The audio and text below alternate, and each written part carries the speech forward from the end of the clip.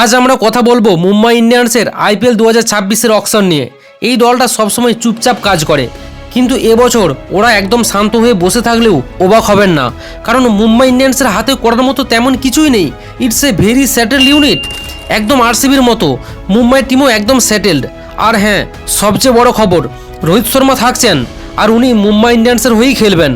যে সমস্ত রিউমার ঘুরছিল সোশ্যাল মিডিয়ায় যে রোহিত শর্মা অন্য দলে যাচ্ছেন, কেকেআরে যাচ্ছেন, সেগুলো একদম ভুল।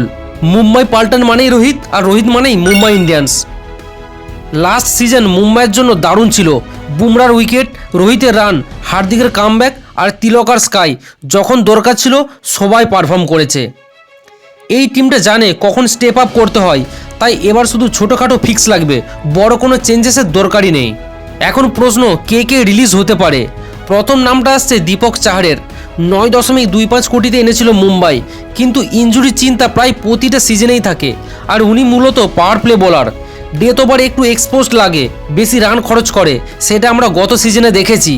আর দ্বিতীয় যেটা নাম সেটা হলো আল্লাহ গাজানফার। 4.8 কোটিতে ওকে রিলিজ করে আবার কম দামে ফেরত আনার চেষ্টা হতে পারে, কারণ স্পিনার এখনও দরকার মুম্বাই ইন্ডিয়ান্সের। এখন 15 থেকে 16 কোটির পার্সে মুম্বাই কি কিনতে পারে। দেখো, মুম্বাই ইন্ডিয়ান্সে বুমরা ছাড়া ডেথ ওভার স্পেশালিস্ট আর কেউ নেই, তাই একজন এক্সপিরিয়েন্স পেসার লাগবে যে বুমরাকে ডেথ ওভারে সাপোর্ট দিতে পারেন। বোল্ট আর চাহার দুজনেই পাওয়ার প্লেতে ভালো, কিন্তু ডেথ ওভারে কিছুটা ঝুঁকি থেকে যায়, সেই জায়গাটা কভার করতে পারে এমন একজন বোলারই হতে পারে মুম্বাইয়ের মেন টার্গেট। সাথে হয়তো একজন ইন্ডিয়ান উইকেট কিপার অপশন রিকলটনের ব্যাকআপ হিসাবে, বা আরও একজন ওভারসিজ পেসার, কারণ মুম্বাই ইন্ডিয়ান্স সবসময় 2 ওভারসিজ স্পট ব্যবহার করতে ভালোবাসে। তবে সব মিলিয়ে মুম্বাই ইন্ডিয়ান্স একটা স্যাটেল স্কোয়াড লাগছে, এখানে বড় পরিবর্তনের প্রয়োজনই নেই।